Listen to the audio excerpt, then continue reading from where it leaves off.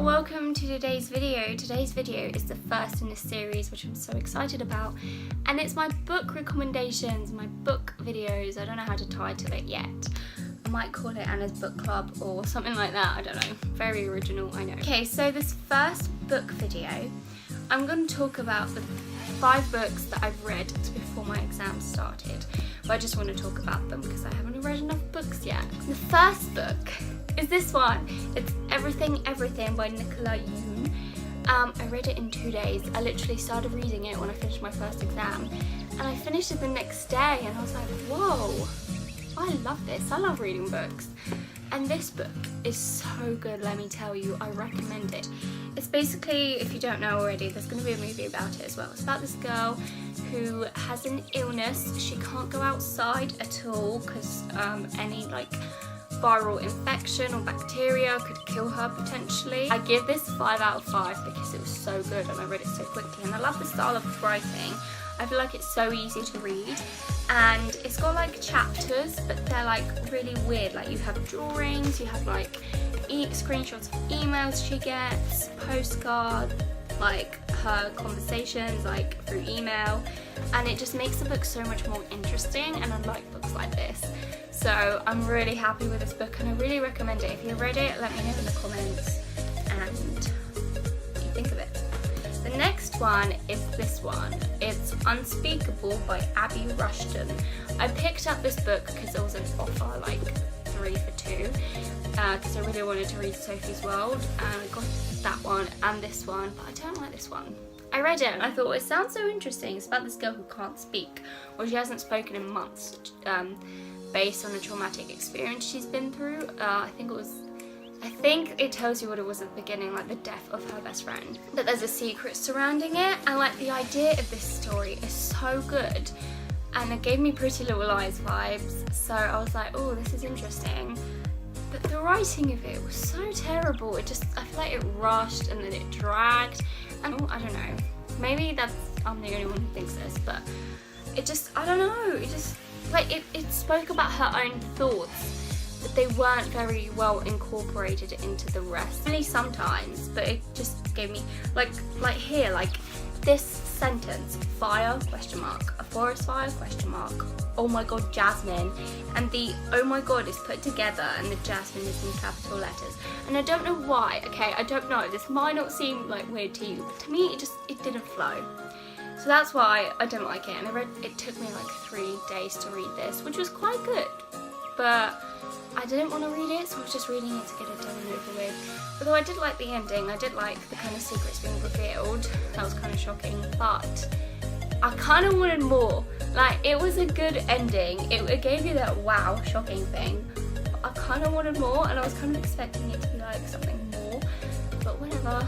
It was good. I'd give it a 3 out of 5, the idea was really good. Okay, the idea was really good. Just the way it was written wasn't, so that's kind of put me off. But the story idea, that was good. I enjoyed that. I'm telling you, I did enjoy that. But yeah, it's a 3 out of 5. I don't know if you ever want to read this. I think it depends on the person. Like, if you've read this and you may think, no, I don't see what she's talking about, then that's fine. But to me, it just seemed odd. Now, the next 2 books are on my iPad because I read a lot of iBooks. 3% on this, that's not good. The first one is 10 Things I Can See From Here. It's about this girl that, I read it like in May, so I don't remember 100%. She's got anxiety, and she deals with things like she stresses and worries a lot about things. Mother goes on holiday, so she has to go to her stepdad's, where he isn't the best at dealing with her anxiety, and then she meets someone and it's so cute. She meets this girl, and yeah, basically it's kind of a love story, but it's very focused on anxiety as well, and I feel like this book portrayed anxiety so well, and like it seems like it would be quite difficult to write about anxiety in a book, but this book is very well written. So if you want to read a book about someone struggling with anxiety, I recommend this.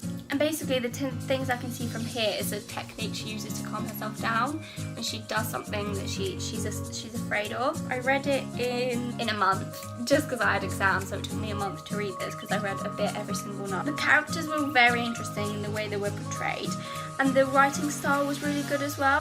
It did it as a kind of essay, I'd say, like it gave you a title, and then just like the chapters weren't very long, so that was quite easy to read. So this was quite a good read, and I do recommend it, and I think it's a very good book. It's a good book I've read in quite a while, so I do recommend it so much. And if you've read it, let me know what you thought about it. The next book is 4 Weeks, 5 People by Jennifer Yoon, and this book is so good. Again, like it was like, I'm interested in mental health. It did take me a little while to get into the book. The way it was written was quite clever because it talked about 5 different people suffering with different mental problems, and they went to this camp. Like, it kind of just talks about their experiences, and I think it does it very well. I think at the beginning you can't really tell what they're suffering with for some of them, but you do learn as you go along, and it's so interesting with the way it's written and the way it writes about it, because I feel like mental health is something really difficult to write about unless you've gone through it yourself. So this was quite interesting. It's one of my favourites. The 5th book that I'm going to talk about is Words in Deep Blue, and this book was basically about this guy, I think, who his father had his family had a bookshop, and there was this thing where people borrow the books and then they write a note in like the margins of the book and stuff like that. And it's quite cute how like people can just communicate that way. And I think the girl was into the guy, and she wrote him a note in the book, I think. I don't actually remember because it was quite a while since I read it. But it's like the way, like it mentions something about someone else as well. Someone else writes a letter, and I think that person died.